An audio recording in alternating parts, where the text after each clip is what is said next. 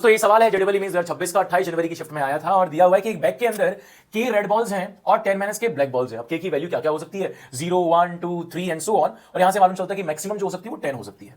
अब इस बैग से 3 बॉल निकाली गई और तीनों की तीनों बॉल जो है वो ब्लैक है। अब ये कहीं नहीं लिखा है सवाल के अंदर कि बॉल एक एक करके निकाली गई या एक साथ निकाली गई। जब ना दिया हो तो इसका मतलब है कि हमने बॉल एक साथ निकाली है।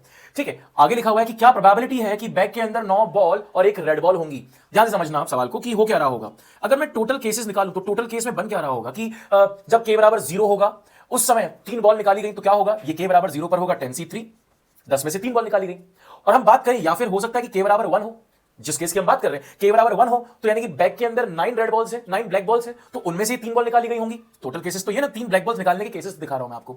या हो सकता है कि के बराबर 2 हो तो आपके पास बैग में 8 ब्लैक बॉल्स हैं और इन 8 ब्लैक बॉल्स में से ही 3 ब्लैक बॉल निकाली गई होंगी। तो इस तरीके से बढ़ता जाएगा और हम आगे लिखेंगे क्या यहां पर कि 4c3 और लास्ट में लिखेंगे 3c3, क्योंकि बैग के अंदर कम से कम 3 ब्लैक बॉल तो होनी चाहिए।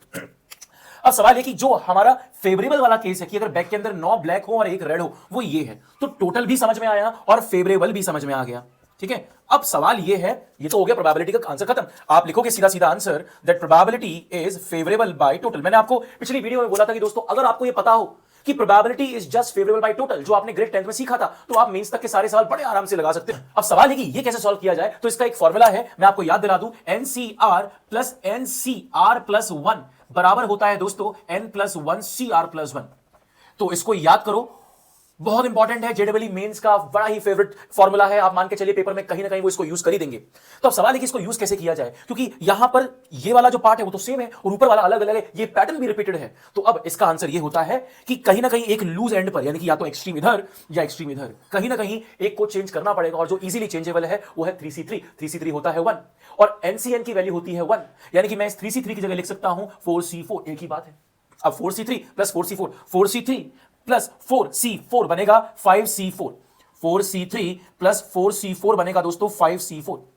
ठीक है, अब यहां पर क्या लिखा हुआ है, पहले 4c3 से पहले लिखा होगा 5c3, है ना। तो अब ये क्या बन जाएगा, ये बन चुका है 5c4 प्लस 5c3 बनेगा 6c4, ऐसे चलता जाएगा। यहां तक आते आते क्या बनेगा, 9c3 plus 9c4 is 10c4, 10c3 और 10c4 बन जाएगा क्या, 11c4। तो दोस्तों ये आपका आंसर आया 9c3 अपॉन 11c4। अब आपको इसकी वैल्यू लिखनी है और कॉन्सेप्ट समझ में आया या नहीं ये कमेंट बॉक्स में बताना मत भूलना। वीडियो कैसा लगा, ऐसे बहुत सारे कॉन्सेप्ट सीखने के लिए चैनल को लाइक शेयर सब्सक्राइब करना मत भूलना। जिंदाबाद, मिलते हैं अगली वीडियो में।